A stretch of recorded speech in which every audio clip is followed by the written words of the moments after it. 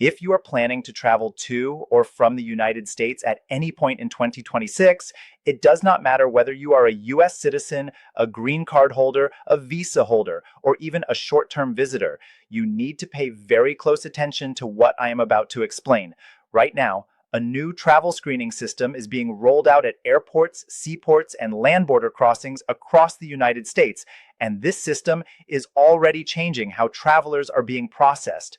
Understanding how it works, and more importantly, understanding who is more likely to be stopped first, can be the difference between clearing immigration smoothly or spending hours stuck in secondary inspection with no clear answers. My name is James. I have spent over 6 years working as a senior U.S. immigration professional, and through this channel, Immigration News Today, I make it my responsibility to explain major immigration and travel changes before they catch people off guard.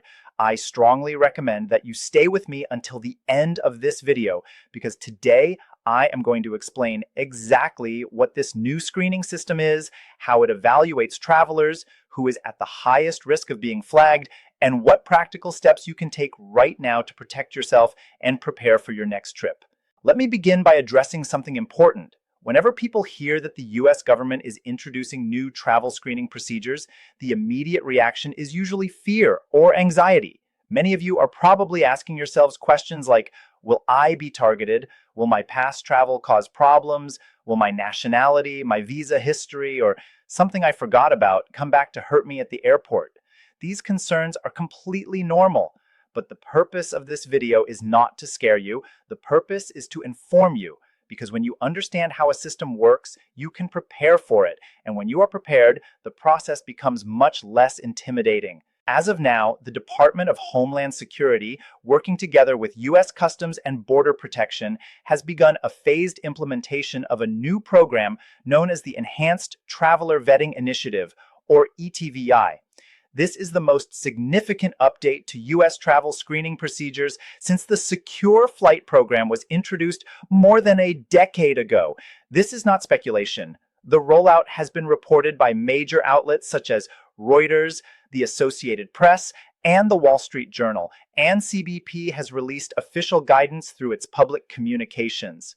Everything I am sharing with you today is based on verified reporting, official statements, and my own professional experience assisting travelers through the U.S. entry process. So, what exactly is the Enhanced Traveler Vetting Initiative, and how is it different from what existed before? Previously, when you entered or re-entered the United States, your passport and travel documents were checked against a series of government databases. These databases primarily focused on known threats, such as individuals with criminal records, terrorism links, outstanding warrants, or prior immigration violations. If your name or information matched something in those systems, you would be referred for additional screening. Under the new ETVI system, that approach has changed dramatically. Instead of relying mainly on static databases, the system now uses what DHS refers to as dynamic risk assessment models. In simple terms, this means that the system evaluates multiple factors at the same time and assigns every traveler a real-time risk score. The higher that score, the more likely a traveler is to be selected for enhanced screening, commonly known as secondary inspection. Naturally, the most important question is, what exactly goes into this risk score? Based on official CBP guidance and credible reporting, the system evaluates 7 primary categories of information. The first category is travel history patterns. This goes far beyond simply listing the countries you have visited.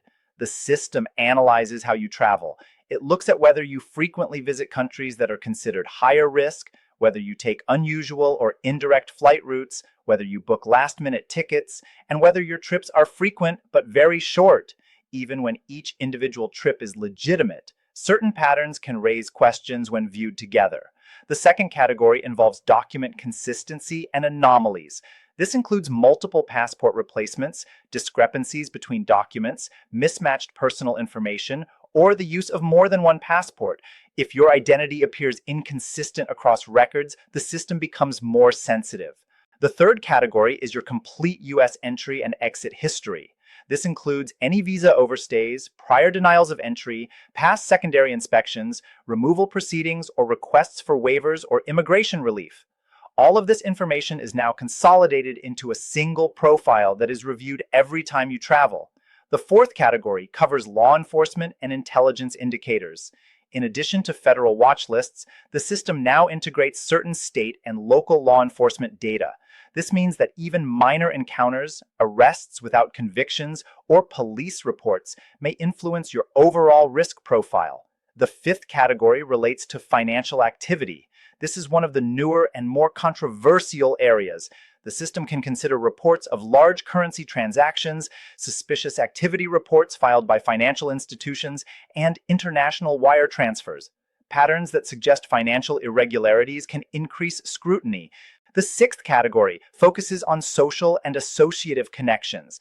This does not mean your social media posts. Instead, it looks at who you travel with, who has sponsored you, shared addresses, or appears connected to you in official records. If individuals in your network have elevated risk profiles, that association alone can affect your screening. The seventh category involves nationality and country of origin. While CBP states that the system does not engage in religious or ethnic profiling, certain nationalities and travel histories are subject to higher scrutiny due to long-standing policy considerations. Travel to or citizenship from certain countries will continue to influence screening outcomes. It is extremely important to understand this point clearly. An elevated risk score does not mean you are accused of a crime. It does not mean you will be denied entry. It simply means you may be subject to additional screening. For many travelers, this may involve a short delay and some additional questions. For others, especially those triggering multiple factors, the process can be longer and more detailed. So, who is most likely to be pulled aside first under this system? Travelers who have recently visited or transited through higher risk countries face increased scrutiny.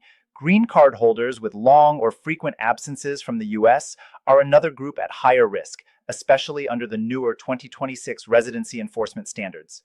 Frequent travelers with complex or difficult to explain itineraries are also more likely to be flagged.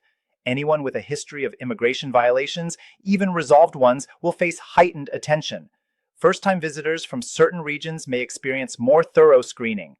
Travelers carrying large sums of money or showing unusual financial patterns will be reviewed. And finally, behavioral indicators such as visible stress, evasiveness, or inconsistent answers can influence outcomes during initial inspection.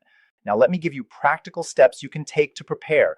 Review your travel history and organize it. Make sure your documents are current and consistent. Green card holders should be prepared to demonstrate strong ties to the US, declare currency properly, mentally prepare for additional screening, and remain calm if it happens. Know your rights, but understand that cooperation often leads to quicker resolution. I recently assisted a permanent resident returning from Egypt who experienced exactly this type of screening. Because he was prepared, the process was longer than usual, but not problematic. Preparation made the difference. For seniors and travelers with limited English or medical needs, accommodations are available. Request assistance when needed and carry proper documentation. Internationally, similar systems are being implemented in Europe and elsewhere. This is a global shift toward more comprehensive screening, not something unique to the United States. To conclude, this new system represents a major procedural change, but not a reason to panic. For law-abiding travelers, preparation and awareness are enough to navigate it successfully. If you found this information helpful, like the video, share it, and subscribe for ongoing updates. This information is general in nature and not legal advice. Always consult official guidance or a qualified professional for individual concerns.